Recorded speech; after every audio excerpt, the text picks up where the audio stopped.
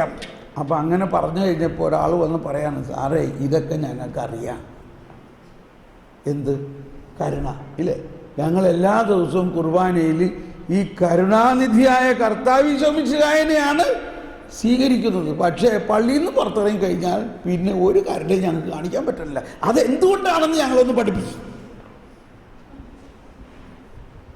പോയിന്റല്ലേ? കരുണ ഞങ്ങൾക്കറിയാം. ഞങ്ങൾ കരുണക്കൊന്ത ചെല്ലണു. വിശുദ്ധ കുർബാനയിൽ എന്തോരം പ്രാവശ്യം കർത്താവേ ഞങ്ങളുടെ മേൽ കരുണയായിരിക്കണേ. മലങ്കര കുർബാനയിലാണെങ്കിൽ കുടിയലായിസോൻ കുടിയലായിസോൻ കുടിയലായിസോൻ എന്ന് 3 പ്രാവശ്യം പ്രാർത്ഥിക്കണം ഇല്ലേ? കളിയാക്കി പറഞ്ഞല്ലോ. എത്ര പ്രാവശ്യമാണ് അതിൽ കുടിയലായിസോൻ കുടിയലായിസോൻ കുടിയലായിസോൻ എന്ന് പറഞ്ഞാൽ കരുണയായിരിക്കണേ കരുണയായിരിക്കണേ കരുണയായിരിക്കണേ എന്നാണ്.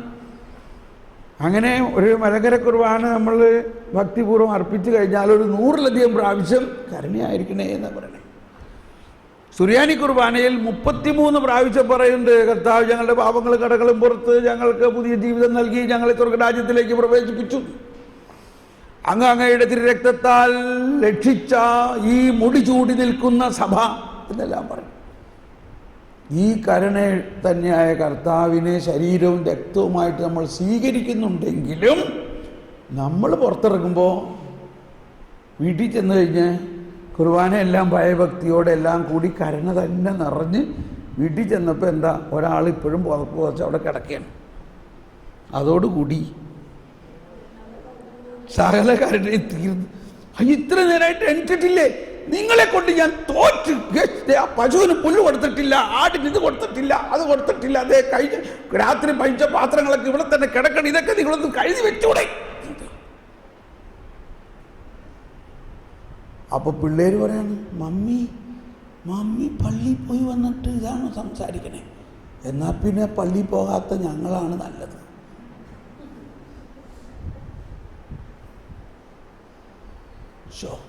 അതോടുകൂടി പിന്നെ ഉള്ളത് കൂടി പോയി.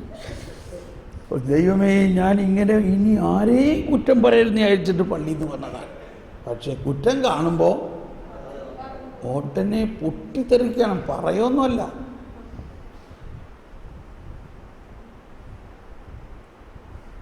ഇതിന് ഉത്തരമാണ് ഞാനിപ്പോൾ പറയാൻ പോണത് കേട്ടോ. അതുകൊണ്ട് നിങ്ങൾ വളരെ ശ്രദ്ധിച്ച് കേൾക്കണം. പറയുമ്പോൾ തോന്നും ഞാനും ഒരു ഫരിസേയനാണ്. പക്ഷെ ഇത് പറയേണ്ട ആരെങ്കിലും. എനിക്ക് കിട്ടിയ വലിയൊരു കണ്ടുപിടുത്തമാണത്. സുവിശേഷത്തിൽ ഒരുപാട് സ്ഥലത്ത് പറയുന്നുണ്ട്, അവൻ വചനം പ്രഘോഷിച്ചു കൊണ്ടിരിക്കെ അനേകം പാപികളും ചുങ്കക്കാരും അവൻ്റെ അടുത്ത് വന്നു ഇല്ലേ? പക്ഷേ ഈശോന് അവരോട് വല്ല കംപ്ലൈൻറ്റും ഉണ്ടോ?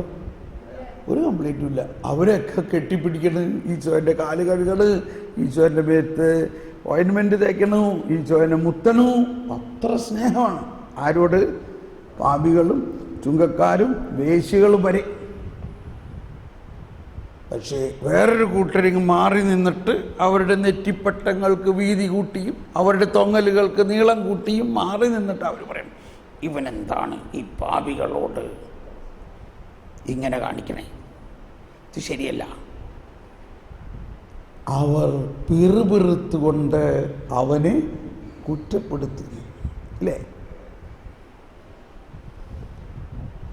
ഇങ്ങനെ ഒരു ട്രയാങ്കുലർ സിറ്റുവേഷനാണ് വാസ്തവത്തിൽ പുതിയ നിയമത്തിൽ മുഴുവനും നമ്മൾ, ഈ ഗോസ്പലിൽ മുഴുവനും നമ്മൾ കാണുന്നത്.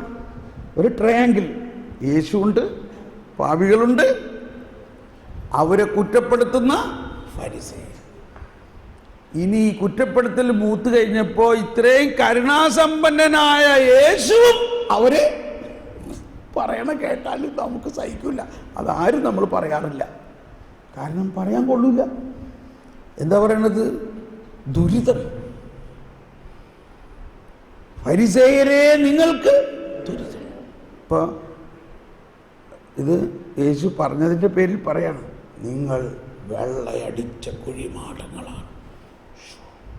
അകമേവ പുറമേവ നിങ്ങൾ മറ്റുള്ളവരെ കാണിക്കാൻ വേണ്ടി കപടനാട്യക്കാരെ നിങ്ങൾക്ക് എന്തൊക്കെയാ പറയണം?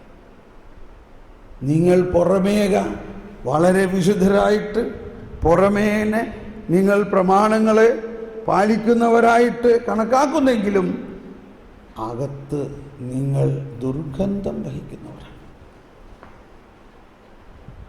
23-ാം അധ്യായത്തിൽ ഒരുപാട് സ്ഥലത്ത് പറയുന്നുണ്ട്. 23 ഓർമ്മിക്കാൻ എളുപ്പമാണ്. മത്തായി 23-ലാണ് ഈ ഫിലാക്ടറീസിൻ്റെ കാര്യമൊക്കെ പറയണേ. അതിൽ 23 പറയണത് എന്താണ്? നിങ്ങൾ ചതകുപ്പയുടെയും ജീരകത്തിൻ്റെയൊക്കെ ദശാംശം കൊടുക്കും. ദശാംശം. എന്നാൽ നിയമത്തിലെ ഗൗരവമേറിയ കാര്യങ്ങൾ, നീതി, കാരുണ്യം, ഇവയെല്ലാം നിങ്ങൾ അവഗണിക്കുന്നു. Praise the Lord. നമ്മളും ദശാംശമൊക്കെ കൊടുക്കുന്നുണ്ട്. ചിലരെന്നോട് ചോദിക്കും, ദശാംശം കൊടുക്കുന്നത് തെറ്റിയാ കർത്താവ് ശിക്ഷിക്കുമോ? ഞാൻ പറഞ്ഞു, പുതിയ നിയമത്തിൽ എവിടെയാണ് ദശാംശം കൊടുക്കാൻ പറഞ്ഞേക്കണേ? എങ്ങും പറഞ്ഞിട്ടില്ല. പിന്നെ എന്താ കൊടുക്കാൻ പറഞ്ഞേക്കണേ? മുഴുവനും കൊടുക്കാനാ പറഞ്ഞേക്കണേ. എന്താ ഈശോ പറഞ്ഞേക്കണേ? നിനക്കുള്ളതെല്ലാം ദരിദ്രർക്ക് കൊടുത്ത് എൻ്റെ പിന്നാലെ വരും. ഈ കന്യാസ്ത്രീമാരൊക്കെ നോക്കിയേ, അവരൊക്കെ ഉള്ളതെല്ലാം വിട്ടിട്ട് ദരിദ്രർക്ക് കൊടുത്തിട്ടില്ല, ഉപേക്ഷിച്ച് കർത്താവിൻ്റെ പിന്നാലെ പോകും. നമ്മളിപ്പോഴും പഴയ നിയമത്തിലെ ദശാംശം വരെ ആയിട്ടുള്ളൂ. മനസ്സിലാവുന്നുണ്ടോ? നമ്മൾ ദശാംശത്തിൻ്റെ ദശാംശം തന്നെ കൊടുക്കാൻ ഇപ്പോഴും വയ്യ. ഇത് ദശാംശത്തിൻ്റെ ദശാംശം കൊടുക്കാൻ തന്നെ നമുക്ക് വലിയ ദണ്ണമാണ്. ചിലവർ ചോദിച്ചു, ബ്രദറെ, അത് നമ്മളുടെ ബന്ധുമിത്രാദികൾക്ക് കഴിവില്ലാത്തവർക്ക് സഹായമായിട്ട് കൊടുത്താൽ എന്തെങ്കിലും അവിടെ കൊടുക്ക് നിങ്ങൾക്ക്. ഇപ്പം നമ്മളല്ലാണ്ട് എന്ത് പറയാനാ? എൻ്റെ നാട്ടിലെ വീട്ടിൽ കുറച്ച് പാവപ്പെട്ടവരുണ്ട്. അവർക്ക് ഞാൻ സഹായിക്കുമ്പോൾ അത് ദശാംശമായിട്ട് കണക്കാക്കിക്കോട്ടെ എന്ന്. എന്നോട് ഇതൊക്കെ ചോദിക്കുന്നത് എന്തിനാ? നിങ്ങൾ കൊടുക്ക്, അവരെങ്കിൽ അവർ ഇത്തിരി പട്ടിണി മാറട്ടെ. അപ്പോൾ നമ്മൾ ഫരിസേയൻ നമ്പർ 1 അല്ലേ നമ്മൾ? ഇതിൻ്റെയൊക്കെ ദശാംശത്തിൻ്റെ കണക്കെടുക്കുന്നുണ്ട്. കരുണയുടെയോ നീതിക്കോ യാതൊരു സ്ഥാനമില്ല. ഇനി പറഞ്ഞു വന്നത് ഇതാണ്, ഈ ത്രികോണ അവസ്ഥ എനിക്ക് പിടികിട്ടിയതിങ്ങനെ ഇതെല്ലാം എൻ്റെ ഉള്ളിൽ തന്നെ ഉണ്ട്. എൻ്റെ ഉള്ളിൽ ഈശോ ഉണ്ടോ? എൻ്റെ ഉള്ളിൽ ഈശോ ഉണ്ട്. ഞാൻ സത്യ ക്രിസ്ത്യാനിയാണ്. എല്ലാ ദിവസവും ഈശോയെ സ്വീകരിക്കുന്നു, മാമോദീസ സ്വീകരിച്ച്, സ്ഥൈര്യലേപനം സ്വീകരിച്ച് ഈശോയിൽ വിശ്വസിക്കുന്നു. ഇങ്ങനെയാണെങ്കിലും എൻ്റെ ഉള്ളിലൊരു പാപിയുണ്ടോ? പാപിയുണ്ട്. പക്ഷേ കർത്താവ് ഈശോമിശിഹായ്ക്ക് എൻ്റെ ഉള്ളിലെ പാപിയോട് വലിയ കരുണയാണ്. കാരണം കർത്താവ് ഈശോമിശിഹ എൻ്റെ പാപത്തിന് പരിഹാരം ചെയ്ത് കഴിഞ്ഞു. ഇനി അത് എൻ്റെ പ്രശ്നമല്ല, അത് കർത്താവിൻ്റെ പ്രശ്നമാണ്. അതുകൊണ്ടാണ് പൗലോസ്ലീഹയോട് പറഞ്ഞു, പൗലോസ്ലീഹ പറഞ്ഞു, കർത്താവേ, ഈ തിന്മ അല്ലെങ്കിൽ ഈ മുള്ള എന്നെ വിട്ടു പോകുന്നില്ല. ഈശോ പറഞ്ഞു, നീ വിഷമിക്കണ്ട, നിനക്ക് കൃപ മതി. അപ്പോൾ യേശു നമ്മളിലുണ്ട്. ഒന്ന് കൈവീശി എല്ലാവരും. ഓക്കെ, യേശു എന്നിലുണ്ട്, ഒരു പാപിയും എന്നിലുണ്ട്. പക്ഷെ നമ്മുടെ പാപത്തെക്കുറിച്ച് യേശുവിന് ഒരു കംപ്ലൈൻറ്റും ഇല്ല. കാരണം യേശു വന്നിരിക്കുന്നത് എന്തിനാണ്? പാപം ഏറ്റെടുക്കാനാണ്. പക്ഷെ പിന്നെ ആരാ നമ്മുടെ ഉള്ളിലുള്ളത്? നമ്മുടെ ഉള്ളിൽ ഒരു വലിയ ഫരിസേയനുണ്ട്. ഈ ഫരിസേയ മനോഭാവം നമ്മളിൽ ഉള്ളത് കൊണ്ട് നമ്മളിലുള്ള ക്രിസ്തുവിൻ്റെ കരുണ നമ്മൾക്ക് അനുഭവിക്കാൻ സാധിക്കുന്നില്ല. ഇതാണ് യേശു മാനസാന്തരപ്പെടും എന്ന് പറഞ്ഞതിൻ്റെ അർത്ഥം.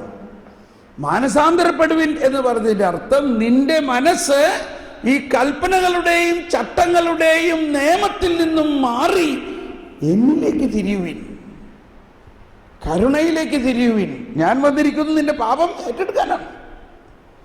ഞാൻ അതിൽ മിടുക്കനാ, ഞാനത് ചെയ്തോളാം.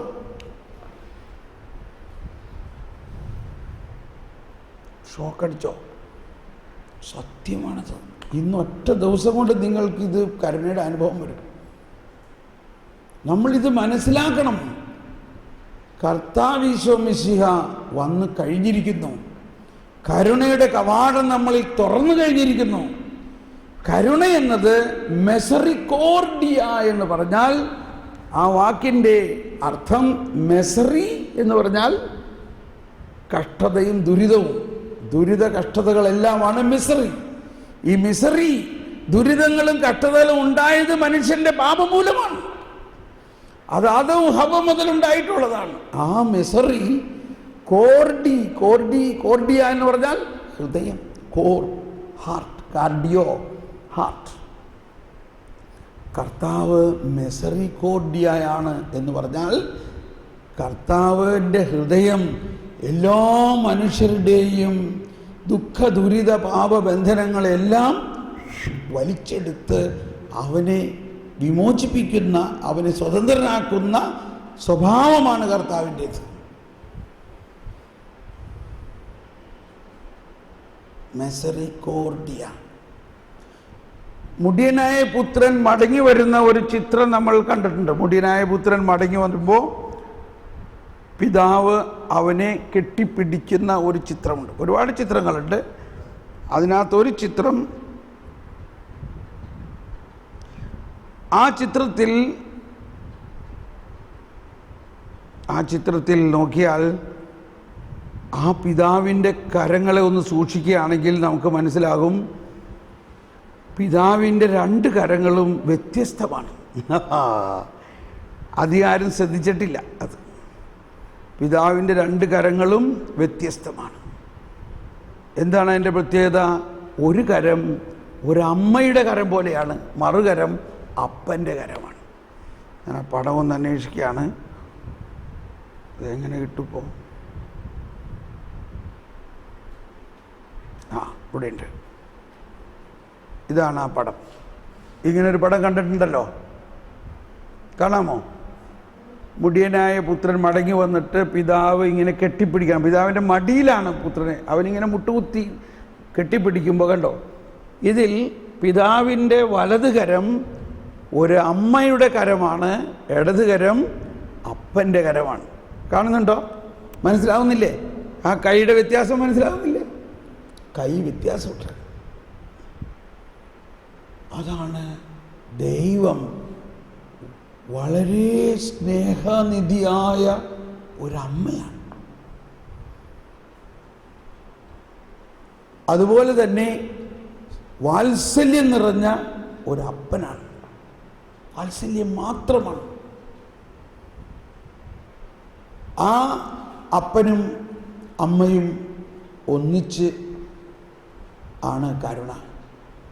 മറ്റൊരു വാക്ക്, കരുണ എന്നുള്ള വാക്കിനെ, കരുണയുടെ ഈ കർത്താവിൻ്റെ കരുണ വാസ്തവത്തിൽ ഒരു വാക്കുകൊണ്ടും വിശദീകരിക്കാൻ പറ്റില്ല. ഹീബ്രു ഭാഷയിൽ, ഇപ്പോൾ ചില ഭാഷകളിൽ ചില വാക്കുകളേ ഇല്ല. അതുകൊണ്ടാണ് ഹീബ്രുവിൽ, ഇപ്പോൾ നമ്മൾ ഇംഗ്ലീഷിൽ കസിൻ എന്നുണ്ട്, മലയാളത്തിൽ കസിൻ ഉണ്ടോ? മലയാളത്തിൽ ആ വാക്കിൻ്റെ എന്താ അർത്ഥം? നമ്മളെന്ത് പറയും? ഇത് എൻ്റെ സഹോദരനാണ്, സഹോദരി എന്നാ പറയാൻ. നിൻ്റെ സ്വന്തം ഇല്ല, എൻ്റെ അമ്മാവൻ്റെ മോളാണെന്ന് പറയില്ലേ രണ്ടാമത് ചോദിക്കുമ്പോൾ? ഇംഗ്ലീഷിൽ കസിൻ എന്നുണ്ട്, ഹീബ്രുവിൽ ആ വാക്കില്ല. അതുകൊണ്ടാണ് ഹീബ്രുവിൽ പറഞ്ഞിരിക്കുന്നത് അവരെല്ലാം യേശുവിൻ്റെ സഹോദരന്മാരായിരുന്നു. കാരണം കസിൻ എന്നുള്ള വാക്ക് അവിടെ ഇല്ല. എന്നുപോലെ തന്നെ കരുണ എന്നവന് ഒരുപാട്, കരുണയുടെ യഥാർത്ഥ രൂപം വരുന്ന ഒരു വാക്കില്ല. അതിൻ്റെ അടുത്തുള്ള ഒരു രൂപം കൊടുക്കാവുന്നൊരു വാക്കിനെ ഹീബ്രുവിൽ രണ്ട് തരത്തിൽ പറയും. ഒന്ന് ഹെസദ് എന്ന് പറയും. ഹെസദ് എന്ന് പറഞ്ഞാൽ ഈ അപ്പൻ്റെ വാത്സല്യം നിറഞ്ഞ, സംരക്ഷിക്കുന്ന, ജീവൻ നൽകുന്ന സ്നേഹമാണ്. സ്റ്റെഡ് ഫാസ്റ്റ് ലവ് എന്നെല്ലാം പറയും ഇംഗ്ലീഷ്, ഹെസദ്. ഇനി മറ്റൊരു വാക്കാണ്, വളരെ സ്വാഗതാർഹമായൊരു വാക്കാണ് റഹാമിം. റഹാമിം, ആ വാക്കിൽ നിന്നാണ് റഹ്മാൻ എന്ന വാക്കൊക്കെ ഉണ്ടായത്. റഹ്മാൻ എന്നുള്ള വാക്ക്, അതിൻ്റെ അർത്ഥം ഗർഭം എന്നാണ്, അമ്മയുടെ ഗർഭം. റഹാമിം എന്ന് പറഞ്ഞാൽ അമ്മയുടെ ഗർഭം. അതായത് ദൈവത്തിൻ്റെ കരുണ, ഒന്ന് കൈവീശി എല്ലാവരും. യെസ്, ദൈവത്തിൻ്റെ കരുണ എന്നത് ഒരമ്മയുടെ ഗർഭം പോലെയാണ്. ആ ഗർഭത്തിൽ എങ്ങനെ ദൈവം ആ കുഞ്ഞിനെ പരിപാലിക്കുന്നു, ആ കുഞ്ഞിനെ അറിയാതെ തന്നെ ആ കുഞ്ഞിന് വേണ്ടതെല്ലാം നൽകി അതിനെ സംരക്ഷിക്കുന്ന ഒരവസ്ഥയാണ് കരുണ. ആ കുഞ്ഞ് എന്ത് കാരണത്തിലായിരിക്കാം, ഒരുപക്ഷെ ഒരു അവിഹിത ബന്ധത്തിൽ ജനിച്ചതായാലും ഗർഭപാത്രത്തിന് അതറിഞ്ഞൂടാ. ഗർഭപാത്രത്തിന് അതറിഞ്ഞൂടാ. അതെന്ത് ബന്ധത്തിൽ ജനിച്ച ആളായാലും ഗർഭപാത്രം ആ കുഞ്ഞിനെ എല്ലാ വാത്സല്യത്തോടും, ആ ഗർഭപാത്രത്തിലുള്ള ലിക്വിഡ്, ദ്രാവകം എന്താ? വെള്ളവും രക്തവുമാണ്. ആ അമ്മ കുഞ്ഞിനെ പ്രസവിക്കുമ്പോൾ ആദ്യം വരുന്നത് എന്താ? രക്തവും ജലവുമാണ്. ആ അമ്മ തൻ്റെ ജീവൻ മുഴുവനും ഈ കുഞ്ഞിനെ ഭക്ഷണമായിട്ട് നൽകുകയാണ് ഗർഭസ്ഥാവസ്ഥയിൽ. ഇങ്ങനെ അതിനെക്കുറിച്ച് കുറേ വിശദമായി ചിന്തിച്ചോളൂ. അതാണ് കരുണ, റഹാമിൻ. അപ്പോൾ ജീവൻ നൽകുന്നതാണ് കരുണ. ജീവൻ നൽകുന്ന ദൈവത്തിന് ജീവൻ ഒരിക്കലും എടുക്കുക സാധ്യമല്ല. ഇതാണ് പഴയ നിയമത്തിലെ പ്രധാന ഒരു കുറവ്. ജീവൻ നൽകുന്ന നിയമം ആണ് ദൈവം നൽകിയതെങ്കിലും അതിൻ്റെ ദുർവ്യാഖ്യാനത്തിലൂടെ ജീവൻ എടുക്കുന്ന നിയമം പറയുന്നത് കൊല്ലരുതെന്നാണ്. നിയമത്തിൻ്റെ സാംശീകരണത്തിൽ പറയുന്നത് പൂർണ്ണ ഹൃദയത്തോടും പൂർണ്ണ മനസ്സോടും പൂർണ്ണ ആത്മാവോടും പൂർണ്ണ ശക്തിയോടും ഇവിടെ ദൈവത്തെ സ്നേഹിക്കുക, അതുപോലെ നിന്റെ അയൽക്കാരനെയും സ്നേഹിക്കുക. ജീവൻ നൽകുന്ന നിയമമാണ്, ജീവൻ എടുക്കുന്നതല്ല നിയമം വാസ്തവത്തിൽ. എന്നാൽ അതിൻ്റെ ദുർവ്യാഖ്യാനങ്ങളിലൂടെ നിയമത്തിനെ പാലിക്കാത്തവരെ കൊല്ലുന്നതെന്ന് ചെയ്യുന്ന ഒരവസ്ഥയിലേക്ക് മാറി. അതാണ് ഫരിസേയ മനോഭാവം, ശിക്ഷിക്കുന്ന ഒരു ദൈവം. എന്നാൽ പുതിയ നിയമം ശിക്ഷിക്കുന്ന ദൈവമല്ല, രക്ഷിക്കുന്ന ദൈവമാണ്. ഈ പുതിയ നിയമത്തെക്കുറിച്ചാണ് നമ്മൾ സങ്കീർത്തനത്തിലെല്ലാം പാടിയത്. അങ്ങയുടെ നിയമം നമ്മുടെ ഹൃദയത്തിൽ ആനന്ദം തരുന്നു. ഏത് നിയമം ഹൃദയത്തിൽ ആനന്ദം തരുന്നത്? ശിക്ഷിക്കുന്ന നിയമം ആനന്ദം തരുമോ? അപ്പോൾ നമ്മളിൽ ഈ ഫരിസേയ മനോഭാവം കടന്നു കൂടിയിരിക്കുന്നത് കൊണ്ടാണ് ഈ കരുണ പുറപ്പെടുവിക്കാൻ സാധിക്കാത്തത്. നമ്മളെപ്പോഴും മക്കളെ തന്നെ ആയാലും അടിച്ച് വളർത്തണം, ഒന്നുള്ളതിനെ ഒലക്ക കൊണ്ട് അടിക്കണം എന്ന് വരെയുള്ളത് നമ്മൾ പാലിക്കുന്നുണ്ട്. അതല്ല പുതിയ നിയമം. പുതിയ നിയമം സ്നേഹത്തിന്, യേശുവിൻ്റെ സ്നേഹത്തിന് മക്കളെ രൂപാന്തരപ്പെടുത്താനും അവൻ്റെ സകല തിന്മയിൽ നിന്നും മോചിപ്പിക്കാനും കഴിവുണ്ടെന്ന് നമ്മൾ വിശ്വസിച്ചാൽ മതി, അവൻ നേരെയാവും.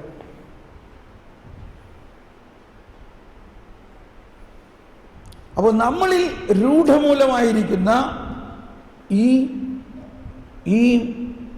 ഓക്കെ, പെട്ടെന്ന് വേറെ ഒന്നും കൂടി ചിന്തിക്കാം. കരുണയും കൃപയും തമ്മിൽ വ്യത്യാസമുണ്ട്. കൃപ വിശ്വസിക്കുന്നവർക്കാണെങ്കിൽ കരുണയ്ക്ക് വിശ്വാസം പോലും വേണ്ട. ഇപ്പൊ മത്തായി വിശ്വസിച്ചിരുന്നോ? മത്തായി യേശുവിൽ വിശ്വസിച്ചിരുന്നോ? ഇല്ല. മത്തായി യേശുവിനെ അറിയില്ലായിരുന്നു. മത്തായി യേശുവിൽ യാതൊരു വിശ്വാസം ഉണ്ടായില്ല. അങ്ങനെയുള്ള ഒരാളുടെ വീട്ടിലേക്ക് കർത്താവ് ക്ഷമിച്ച കടന്നു ചെല്ലാൻ. ഇപ്പൊ നമ്മൾ സാധാരണ പറയുന്നത് എങ്ങനെയാ? പാപം ഉണ്ടെങ്കിൽ കൃപയ്ക്ക് തടസ്സമാവുന്ന പറയാം, ഇല്ലേ?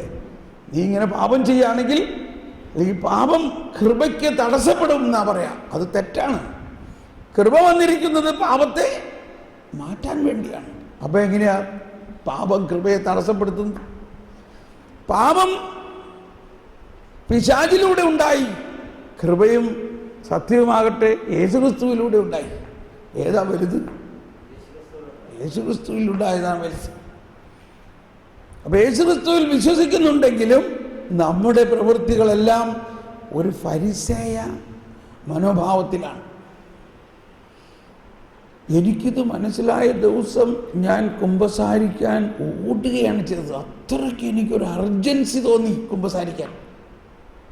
ഇതായിരിക്കണം നമ്മുടെ ഈ ധ്യാനത്തിലുള്ള കുമ്പസാരം. നമ്മളിലുള്ള ഫരിസേയ മനോഭാവങ്ങൾ എന്താണെന്ന് കണ്ടുപിടിച്ചിട്ട് അതിനെ അറുത്ത് മാറ്റാൻ വേണ്ടിയാണ് കൂദാശകൾ. നമ്മുടെ പാപത്തെ കർത്താവ് യേശു മാറ്റിക്കഴിഞ്ഞിരിക്കുന്നു. അത് മാറ്റിക്കഴിഞ്ഞിട്ടാണ് നമ്മളെ മാമോദീസ സ്വീകരിച്ചത്. അതാണ് നമ്മൾ വിശ്വാസ പ്രമാണത്തിൻ്റെ അവസാനം എന്താ പറയുന്നത്? പാപമോചനത്തിനുള്ള മാമോദീസായിൽ നമ്മൾ വിശ്വസിക്കുന്നു. പക്ഷേ ഈ ഫരിസേയ മനോഭാവത്തിൻ്റെ ദൂഷ്യങ്ങൾ, അപ്പോൾ കരുണ ഒരുവനിലേക്ക് ഒഴുകുന്നതിന് പാപം തടസ്സമല്ല, വിശ്വാസം പോലും വേണ്ട. പക്ഷെ എന്താ തടസ്സം? എന്താ തടസ്സം? ഫരിസേയ മനോഭാവമാണ് തടസ്സം. അതുകൊണ്ടാണ് ഈശോ സുവിശേഷ ഭാഗ്യങ്ങളിൽ പറയുന്നത്, കരുണ ഉള്ളവർ ഭാഗ്യവാന്മാർ, അവർക്ക് കരുണ. അത് എൻ്റെ യഥാർത്ഥം.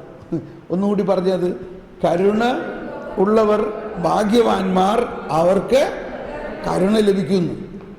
അതെങ്ങനെയാ അതിൻ്റെ അർത്ഥം? കരുണ ലഭിക്കുമെന്നും പറയുന്നുണ്ട്, കരുണയുള്ളവർ. അപ്പോൾ എന്താ അതിൻ്റെ ആദ്യത്തെ കരുണയുടെ അർത്ഥം? മറ്റുള്ളവരോട്, നിങ്ങൾ പാപികളോട്, മറ്റുള്ളവരോട് കരുണ കാണിക്കുമ്പോൾ നിങ്ങളുടെ പാപങ്ങളോട് കർത്താവ് കരുണ കാണിക്കും. അതാണ് സ്വർഗ്ഗസ്ഥനായ പിതാവിൻ്റെ പ്രാർത്ഥനയിൽ പറയുന്നത്, നിങ്ങൾ മറ്റുള്ളവരോട് ക്ഷമിക്കുന്നത് പോലെ നിങ്ങളുടെ പാപങ്ങളും ക്ഷമിക്കപ്പെടും. ഇനി വേറൊരു കാര്യം മനസ്സിലാക്കാനുള്ളത്, പഴയ നിയമത്തിൽ ക്ഷമിക്കാനുള്ള നിയമം ഉണ്ടായിരുന്നില്ല. തിന്മ ചെയ്യുന്നവരെ കണ്ടുപിടിക്കാനും ഉടനെ ശിക്ഷിക്കുന്നതിനുമാണ് നിയമം. ഏതുപോലെ? ഇപ്പം നമ്മളുടെ ഇവിടെ പോലീസുകാരെങ്കിലും ഉണ്ടോ? പോലീസ് ഇല്ല. എന്താ കാര്യം? പോലീസുകാരുടെ പണി എന്താ?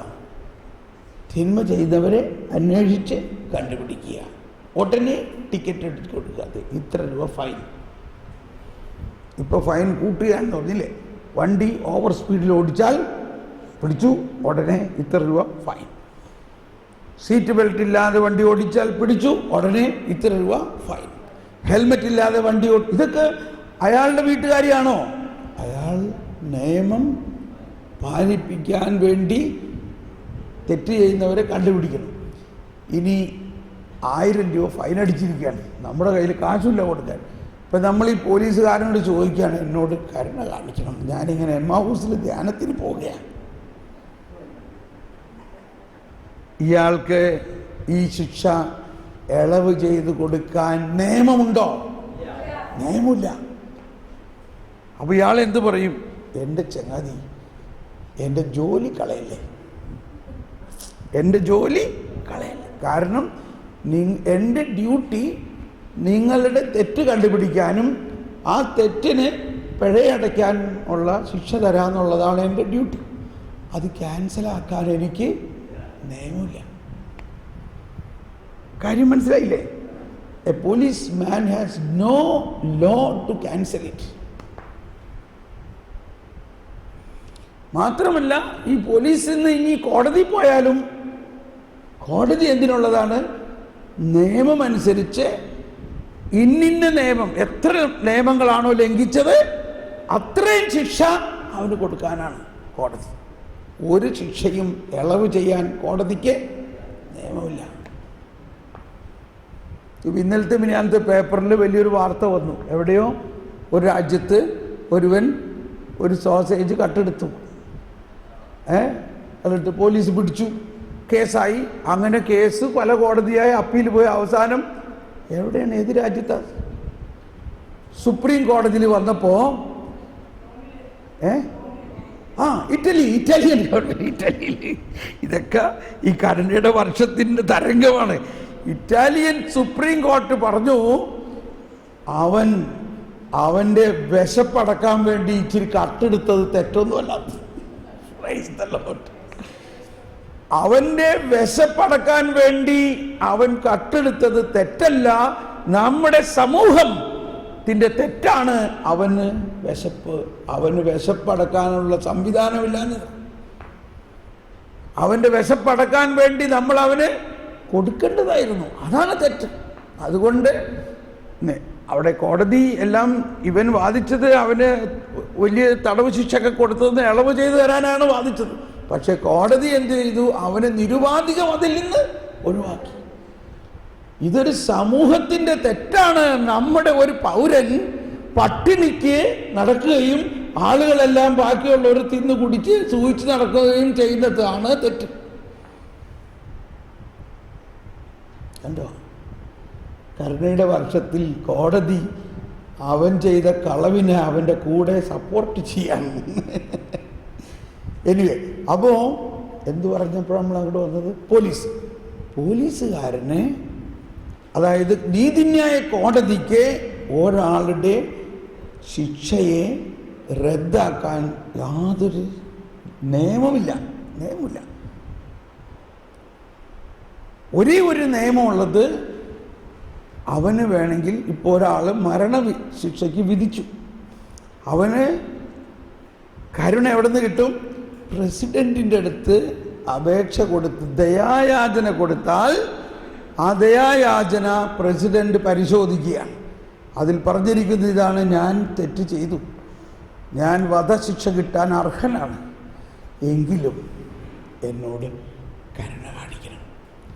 എനിക്കൊരു ഭാര്യയും 4 പിള്ളേരും ഉള്ളതാണ്. എന്നെ കൊന്നു കഴിഞ്ഞാൽ അവർക്ക് അവരുടെ അപ്പൻ നഷ്ടപ്പെടും. അതിൻ്റെ പേരിൽ എന്നോട് കരുണ കാണിക്കണം. Praise the Lord. 10 വർഷം കോടതി കയറി നടന്ന് സകല കോടതിയും ശരിവെച്ച കേസ് ഒറ്റ മിനിറ്റ് കൊണ്ട് പ്രസിഡന്റ് കരുണ കാണിച്ചു, നീ വിട്ടുപോയിക്കോ. ഇതാണ് കരുണ. നമ്മുടെ കർത്താവ് എപ്പോഴും പ്രസിഡന്റിന്റെ മാതിരിയാ, എന്ത് ചെയ്താലും പ്രസിഡന്റിന്റെ മാതിരിയാ എന്ന് വിചാരിക്കും. നമ്മുടെ കർത്താവ് ഒരു പുതിയ നിയമം കൊണ്ടുവന്നിരിക്കുകയാണ്. എല്ലാ പോലീസുകാർക്കും ക്ഷമിക്കാനുള്ള അധികാരം കൊടുത്തേക്കണം. പോലീസുകാരൻ കുറ്റം കണ്ടുപിടിച്ചാൽ ഉടനെ ക്ഷമിക്കാം. അങ്ങനൊരു നിയമം വന്നാൽ എന്താ? നിങ്ങൾ ടിക്കറ്റ് ഇല്ലാണ്ട യാത്ര ചെയ്യണേ, നിങ്ങൾക്ക് ഇത്ര രൂപ ഫൈൻ. കുമ്പസാരം അതാണ്, പക്ഷെ അതിനേക്കാളൊക്കെ കൂടുതലാണ്. പെട്ടെന്ന് അങ്ങോട്ട് പോലെ, അത് പിന്നെ പറയാം. അപ്പോൾ യേശുക്രിസ്തു വന്നതോടുകൂടി ഈ മനുഷ്യൻ്റെ സകല പാപങ്ങളും യേശു ഏറ്റെടുത്തിട്ട് അവനെ ആ പാപത്തിൽ നിന്ന് വിമോചിപ്പിക്കുകയും ആ വിമോചനത്തിൻ്റെ കരുണ അവനിലേക്ക് ഒഴുക്കുകയും ചെയ്തു. അതാണ് കുമ്പസാരം. അപ്പോൾ കുമ്പസാരിക്കുമ്പോൾ നമുക്ക് എന്ത് കിട്ടുന്നു? യേശു കുരിശിൽ നിറവേറ്റിയ ആ ബലിയിലൂടെ ഒഴുകിയ സ്വാതന്ത്ര്യത്തിൻ്റെ കൃപ നമുക്ക് ലഭിക്കുന്നു. നമ്മളെ ശിക്ഷിക്കാനല്ല, രക്ഷിക്കാനും നമ്മളെ പാപത്തിൽ നിന്ന് പൂർണ്ണമായി വിമോചിപ്പിക്കുന്ന കരുണയും കൃപയും ഒഴുകുന്നു. ഓക്കെ, അപ്പോൾ ഇനി നമ്മൾ മനസ്സിലാക്കുന്നത് എന്തൊക്കെയാണ് നമ്മളിലുള്ള ഈ ഫരിസേയ സ്വഭാവം. ഇതാണ് മലയിലെ പ്രസംഗത്തിൽ പല പ്രാവശ്യം യേശു പറഞ്ഞ കാര്യങ്ങൾ. നിങ്ങൾ കേട്ടിട്ടില്ലേ? എന്നാൽ ഞാൻ നിങ്ങളോട് പറയുന്നു. നിങ്ങൾ കേട്ടിട്ടില്ലേ എന്ന് പറയുന്നത് പഴയ നിയമം. എന്നിട്ട് പറയാണ്, ഞാൻ നിങ്ങളോട് പറയുന്നു. നിങ്ങൾ കേട്ടിട്ടില്ലേ? തല്ലിന് പകരം തല്ല്, പല്ലിന് പകരം പല്ല്. എന്നാൽ ഞാൻ നിങ്ങളോട് പറയുന്നു, ദുഷ്ടനെ എതിർക്കരുത്. നന്നായി ഇല്ലേ? എന്താ പറയണേ? ദുഷ്ടനെ എതിർക്കരുത്. ഈ ഒറ്റ കാര്യം ഒന്ന് ചിന്തിച്ച് നോക്ക്. നമുക്കിപ്പോഴും സ്വീകരിക്കരുത്. ദുഷ്ടനെ എതിർക്കാതിരുന്ന് കഴിഞ്ഞാൽ അവരൊക്കെ ഭയങ്കര ചീത്താവില്ലേ എന്ന് പറയുമ്പോൾ നമ്മൾ യേശുവിൽ വിശ്വസിക്കുന്നില്ല എന്നർത്ഥം. ദുഷ്ടനെ എതിർക്കരുതെന്ന് ഈശോ പറയുന്നതിൻ്റെ അർത്ഥം, നിങ്ങൾ എതിർത്തത് കൊണ്ട് ദുഷ്ടത മാറുമോ? ഇല്ല. ദുഷ്ടനെ എതിർക്കുകയും അതിനെ പരാജയപ്പെടുത്തുകയും അതിനെ നിർവീര്യമാക്കാനുമാണ് ഞാൻ വന്നിരിക്കുന്നത്. നിങ്ങൾ എന്നിൽ ആശ്രയിച്ചാൽ മാത്രമേ നടക്കുള്ളൂ എന്നാണ് എൻ്റെ അർത്ഥം. ഫരിസേയരും നിയമജ്ഞരും ദുഷ്ടത കാണിക്കുന്നവരെ കണ്ടുപിടിച്ച് ഉടനെ അതിനെ എതിർത്തത് കൊണ്ട് അത് മാറുമോ? മാറില്ല. ഈ റബ്ബർ പന്തിൽ അടിക്കുന്ന പോലെ അതിങ്ങനെ പൊങ്ങി വരും.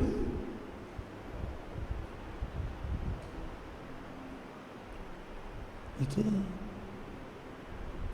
നിങ്ങൾ കേട്ടിട്ടില്ലേ? നിങ്ങളെ അയൽക്കാരനെ സ്നേഹിക്കുക, ശത്രുക്കളെ വെറുക്കുക. എന്നാൽ ഞാൻ നിങ്ങളോട് പറയുന്നു, ശത്രുക്കളെ സ്നേഹിക്കുക. ഇതെല്ലാം കഴിഞ്ഞിട്ട് 7-ാം അധ്യായത്തിൽ പറയുകയാണ്, മത്തായി 7:1 വായിച്ച്, മത്തായി 7:1 പറയുകയാണ്, വിധിക്കപ്പെടാതിരിക്കാൻ നിങ്ങളും വിധിക്കരുത്. നിങ്ങൾ വിധിക്കുന്ന വിധിയാൽ തന്നെ നിങ്ങളും വിധിക്കപ്പെടും. കണ്ടോ? നമ്മളോട് മറ്റുള്ളവരുടെ തിന്മ കണ്ടുപിടിക്കാനോ അവരെ വിധിക്കാനോ കർത്താവ് പറയുന്നില്ല. മറ്റുള്ളവരുടെ തിന്മ അന്വേഷിക്കാനോ അത് കണ്ടുപിടിക്കുകയോ ചെയ്യുമ്പോൾ നമ്മൾ ഒരു ഫരിസേയനെ പോലെയാണ്.